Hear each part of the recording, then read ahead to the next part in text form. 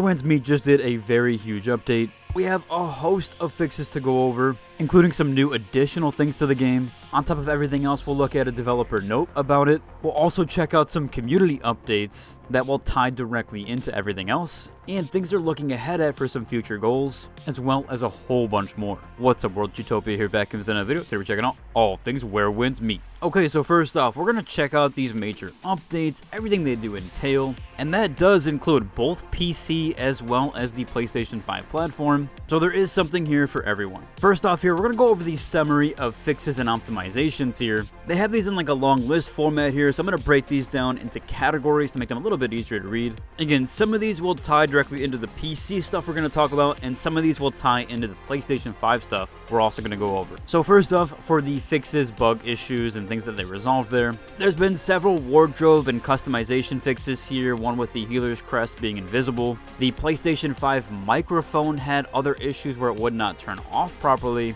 That also included some PlayStation 5 trophies. This one, quick on the uptake trophy, was not being obtained correctly. Some new dubbing and voice fixes that were missed or kind of misplaced during campaigns. Additionally, that included some abnormal audio effects, NPCs were disappearing, there was also currency display issues, so very nice to see there on the bug fix front. They also did, of course, have some optimizations here. Again, there's more alongside this. This is just what was directly in the patch notes. So inside the game, there is some surveys you can take. Well, pertaining to the PS5, they actually have improved that survey flow, where you can now scan a QR code to access it and complete it, making it a little bit easier. Of course, on PC, it's just going to send you to a web browser, but on the PlayStation 5, they've kind of made that flow a little bit better. There was also some UI fixes here for text readability, and exploration manual was adjusted and optimized accordingly. Again, but that wasn't all. There's actually some new additional things that are coming to the game here. So the first one is DLSS 4 for the RTX 50 series. The reason why this is exclusive here is they're adding DLSS 4 multi-frame generation option. Currently, yes, frame generation is actually in the game already, but they have added that option for DLSS 4 version of it, which really is just multi-frame generation. Of course, DLSS 4 is available to everybody on an RTX 2000 series or newer, but this multi-frame generation feature is specific to the RTX 50 series. So now if you're using that card, you can enable it in the setting. There was also some additional new seasonal shop items that included some Mystic Skills breakthrough support boxes. Those are now available in the seasonal shop, so you can snag some additional ones there to kind of help you upgrade those. Now that one did pertain to the update in general, but we have a developer note here to go over and some of the future things we're going to see as well. So first off, this is mostly a message to the PlayStation players, but there is some future things for the PC as well. They have a progress update for the enhanced stability. They do mention that stability is their first and foremost priority. They want to help reduce crashing there, with ongoing rollouts to improve that being deployed through recent updates, while they also continue to monitor that. I am curious, I have heard kind of back and forth from that. At least for the PS5 players, a lot of them have said the performance is decent, but sometimes does have issues. So I am curious if this update did fix it for you guys. Cool enough here though, we do have a section for the upcoming focus, where we do have some new performance and visual refinements. So this section is HDR and PSSR that is coming soon. Talked about this in my previous video, but yes, they are going to be adding PlayStation 5's upscaler, so they are planning to support that eventually. That'll include things like dynamic brightness range, strong highlights, deeper shadow details, and more vivid landscapes. So on top of there being a stability increase, there's also going to be some visual fidelity increases as well, which should essentially actually increase the performance if they're using an upscaler, and with HDR you shouldn't really get any decrease of performance there.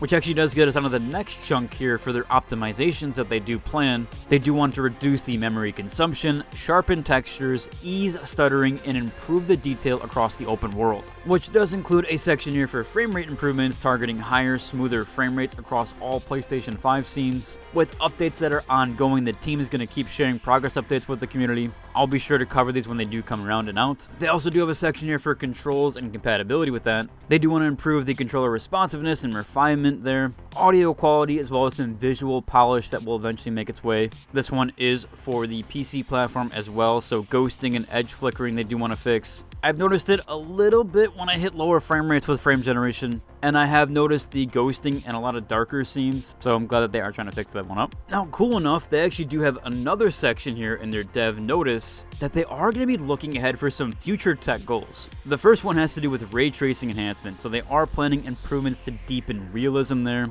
There are different variations in different versions of ray tracing that you can utilize. Of course, I doubt this game is probably going to get path tracing, but it could get some more ray tracing, global illumination, etc. Things that are additionally on top of that. We'll have to wait and see. They also do want to have native 4K support. That's for better visual clarity. So very cool overall. Those kind of the future updates we're going to be seeing. That wasn't all though. There is a ton of other community news here, official news we have to go over. The first one is a major milestone for the game, and this one just happened this morning where they did hit 9 million players in 2 weeks. So the game is picking up here. It seems to hit higher and higher player counts nearly every single weekend. As more people pick it up and kind of hear about the game, it's kind of making a domino effect here, where even for this weekend, we're still hitting that near 200,000 24-hour peak. So pretty crazy overall to see that. Again, it is kind of the holiday weekend. So you might even see it more into Christmas with higher peaks there, especially people being home for the holidays. Just overall awesome to see.